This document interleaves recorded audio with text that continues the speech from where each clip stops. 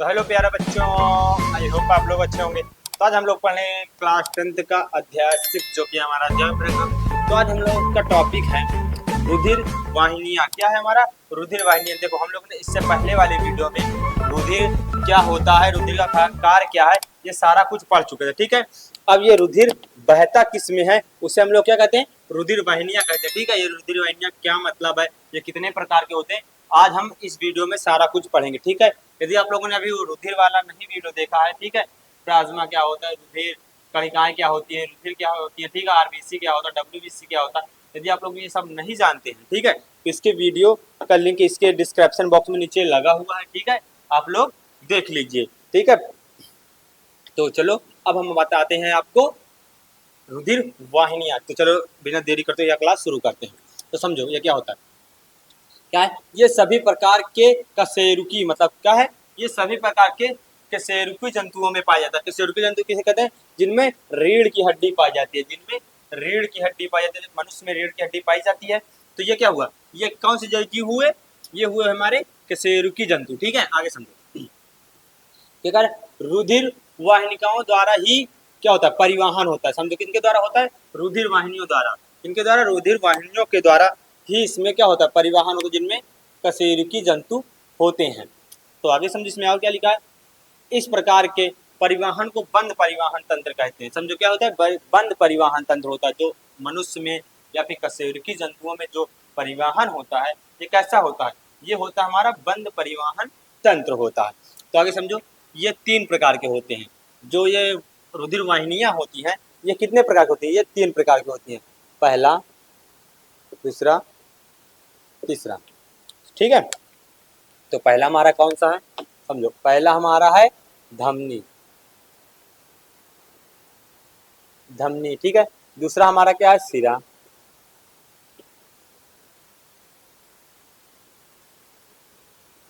केशिका, क्या है, केशिका। ठीक है, क्या है हमारा, केशिका। आप लोग समझ गए केस, अब ये समझ गए। अब हम ये तीनों का क्या बताएंगे, अब हम इन तीनों का क्या कार्य है, क्या मतलब है, कहाँ क्या बहता है, कहाँ से क्या धमनी होती है, ये सारा कुछ अब इस वीडियो में बताएंगे। ठीक है, तो हम लोग इसे किसी एक को लिखते हैं, धमनी से हम लोग शुरू करते हैं, फिर आपको सारा कुछ बताते चलते हैं। ठीक है, तो ये तीनों होते हैं। चलो इसे हम लोग ये दोनों पे रेस कर देते हैं और इससे आपको बताते हैं। तो अब समझो, ये जो रुधिर वाहिनियाँ होती हैं, ये जो तीनों प्रकार होते हैं इनके, इनको समझो क्या है, धमनी, सिरा और केशिकाएं। तो समझो पहले हमारा धमनी क्या होता है। तो समझो, ये रुधिर को हृदय से विभिन्न अंगों तक ले जाती है। जो धमनी होती है हमारी, क्या होता है, जैसे मान लो ये हमारा हृदय है, हृदय से विभिन्न अंगों तक ले जाते हैं। कहाँ तक, विभिन्न अंगों तक ले जाते हैं। जो मतलब हृदय से हमारे पाँव, हाथ, दिमाग, ठीक है, मस्तिष्क, मतलब हर जगह तक ले जाती है। ठीक है, आगे समझो क्या होता है, इसमें हृदय से पंपिंग के कारण, समझ लो जो धमनी होती है इसमें, ठीक है, हृदय के पंपिंग के कारण अधिक दाब होता है। क्या होता है, अधिक दाब होता है।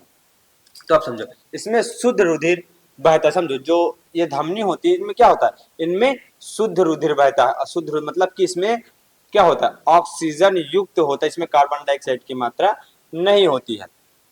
आगे समझो क्या है, केवल किसमें, पल्मोनरी धमनी में अशुद्ध रक्त बहता है। किसमें, केवल पल्मोनरी धमनी में एक ऐसा मतलब वो है जिसमें क्या होता है, पल्मोनरी धमनी, ठीक है, नहीं सारी धमनियों में शुद्ध रक्त बहता है, लेकिन पल्मोनरी धमनी में क्या होता है, अशुद्ध रक्त बहता है।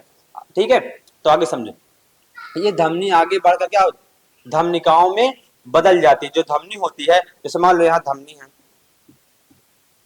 ये ऐसे है, और आगे ये तब शाखाओं में बदलेगी तो क्या होगी, ये धमनिकाओं में बदल जाएगी। किसमें, ये किसमें, धमनिकाओं में बदल जाएगी। ठीक है, ये आगे धमनिकाओं में बदल जाएगी, फिर और अधिक आगे जाएगी तो किसमें, केशिकाओं में बदल जाएगी। ठीक है, अभी हम आपको ये सारा कुछ बताएंगे, आप लोग टेंशन ना लीजिए। समझ गए, अब समझो सिरा क्या होता है। तो समझो धमनी समझ गए हैं आप लोग, अब समझो सिरा, ये रुधिर को वापस हृदय में अंगों से लाती है। समझो जो माना ये सिरा है, सिरा क्या होता है, हृदय से जो मान लो शरीर में जो हमारा ब्लड गया धमनी द्वारा, ठीक है, हमारी यहाँ मान लो हाथ की उंगली में यहाँ पास आया, ठीक है, हृदय से यहाँ आया, अब यहाँ से तो धमनी के तक आया, लेकिन अब यहाँ से किसके द्वारा जाएगा, शिराओं के द्वारा वापस आएगा, किसके द्वारा, शिराओं के द्वारा हृदय में वापस आएगा, ठीक है। अब आगे समझो, इसमें शुद्ध रक्त कम दाब के साथ, सॉरी इसमें अशुद्ध रक्त, इसमें अशुद्ध रक्त कम दाब के साथ बहता है, मतलब इसका जो दाब होता है बहुत कम होता है। तो आगे समझो, इसमें कुछ दूर, मतलब कुछ कुछ दूर पर, इसमें कुछ कुछ दूर पर क्या होता है, कपाट लगे होते हैं, कैसे, ऐसे सी के आकार के, ऐसे अर्ध चंद के आकार, ठीक है, मतलब सी के आकार का, ऐसे ऐसे ऐसे ऐसे ऐसे कपाट लगे होते हैं। यदि ऐसे ब्लड वापस जाएगा, ऐसे यदि ब्लड ऐसे वापस जाएगा तो ये बंद हो जाएगा, जब ब्लड ऐसे आएगा तो खुल जाएगा, ठीक है। शिराओं में से कपाट लगे होते हैं। आगे समझो क्या होता है, जो रक्त को एक ही दिशा में बहते देते हैं, मतलब ये जो होते हैं रक्त होते हैं एक ही दिशा में बहने देते हैं। ये जो कपाट होते हैं ऐसे, जो इसमें रक्त आते हैं उसको एक ही दिशा में बहने के लिए प्रेरित करते हैं, या फिर एक ही दिशा में बहने देते हैं, ठीक है। अब आगे समझो केशिकाएं क्या होती है, इसे समझो।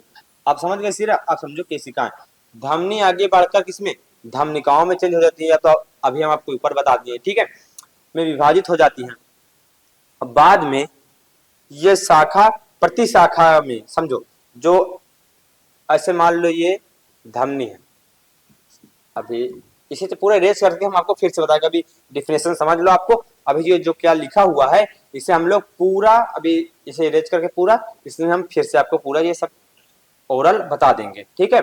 आगे समझो क्या है, शाखा प्रति शाखा में विभाजित होकर एक महीन जाल बनाता है, समझो ये जो ऐसे एक एक वो है धमनी है, आगे चल के ये और दो किसमें धमनिकाओं में चेंज हो गई, अब ये एक और अधिक जाल में बदलता जाएगा, ये एक दूसरे से विभाजित होता जाएगा, एक दूसरे से विभाजित होता जाएगा, तो ये धमनी हो जाएगा जहां तक एक हो गई, ठीक है।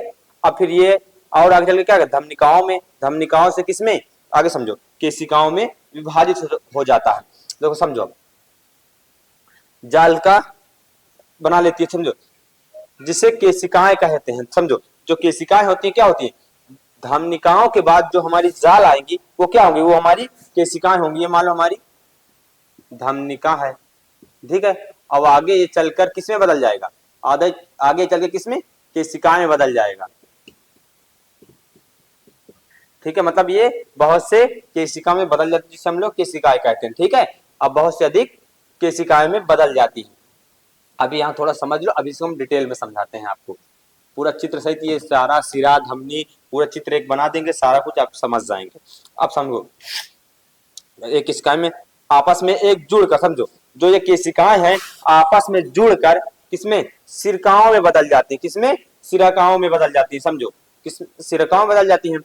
अब आगे समझो, और ये सिरकाएं आगे चलकर किसमें, सिराओं में बदल जाती है, किसमें, जो हमारे ये सिरा है इसमें बदल जाती है, ठीक है। अभी आप लोग समझ गए ये केशिकाएं क्या होती है, अभी हम आपको पूरा इसका डिटेल से समझाते हैं। आगे समझो, इसे पूरा इरेज कर देते हैं और फिर आपको एक डायग्राम बनाते हैं जिससे आपको डिटेल में समझाते हैं। तो अब समझो ये जो केशिकाएं धमनिकाएं ये सब बदल जाती है सिराएं में, ये कैसे बदल जाता है और कहाँ क्या होता है समझो। देखो हम पहले से ही मार्क कर दिए हैं जिससे ये वीडियो जल्दी आसानी से आपको समझ में आए वीडियो में। देखो समझो ये हमारा हृदय है, ठीक है, हृदय से हमारा ब्लड निकला किसके द्वारा, धमनी के द्वारा निकला, ठीक है। अब धमनी आगे चल किसमें, धमनिकाएं में बदल गई, देखो एक यहाँ एक है और ये यहाँ दो तीन हो गए, ठीक है, तो ये किसमें, धमनिकाएं बदल गई, ये अधिक धमनिकाएं आगे चल के किसमें, केशिकाएं में बदल गई। देखो ये अधिक दिख रहा है ना, यहाँ देखो ढेर सारे मतलब हमारी क्या हो गई, रुधिर वाहिनियां हो गई, रुधिर वाहिनियां कितने बहुत अधिक हो गई, तो किसमें बदल गई, केशिकाएं में। अब यही केशिकाएं यहाँ पर हमारा हो जाएगा श्वसन, क्या होगा हमारा यहाँ पर श्वसन की क्रिया होगी, श्वसन होने के बाद ये केशिकाएं और फिर हमारी जो बारीक है जो वो जाल बनाती हुई क्या हो जाती है, सिकुड़ने लगती है, मतलब आपस में जुड़ने लगती है, तो ये क्या बनाती है, तो ये बनाती है हमारी क्या है, सिरकाओं बनाती है, क्या है, सिरकाओं में बदल जाती हैं। जब ये सिरकाओं में बदल जाती है उसके बाद ये सिरकाएं, ठीक है, ये जो सिरकाएं हैं हमारी ये आगे चल के किसमें बदल जाती हैं, सिराएं में बदल जाती है, ठीक है, सिरा में मतलब जो होती हैं वो बदल जाती हैं। तो आप लोग समझ गए कि कहाँ केशिका होती है, कैसे केशिका, कैसे सिरका, कैसे सिरा में बदल जाती है। उसके बाद वापस ब्लड किसमें, हृदय में आ जाता है। हृदय से फिर फेफड़े में जाता है, फेफड़े से फिर हमारा ऑक्सीजन युक्त होगा ब्लड हृदय में आता है, हृदय से फिर वापस वैसे ही हमारी क्रिया लगातार चलती रहती है। इसके बारे में आपको जब दोहरा परिसंचरण तंत्र पढ़ाएंगे, जब आपको डिटेल में बताएंगे, ठीक है, जब आपको हम दोहरा परिसंचरण तंत्र बताएंगे, ठीक है। तो आपको इस वीडियो में कहीं भी दिक्कत है, ठीक है, तो ये वीडियो हम लोग यहीं पे एंड करते हैं। यदि वीडियो में कहीं भी आपको दिक्कत है तो आप लोग बताइए, सर हमें यहाँ पास दिक्कत है, आप लोग कमेंट कर दीजिएगा, ठीक है। हम आपको आप कमेंट देखेंगे और आपको उस टॉपिक का वीडियो एक देंगे, ठीक है। तो चलो अब हम मिलते हैं नेक्स्ट वीडियो में।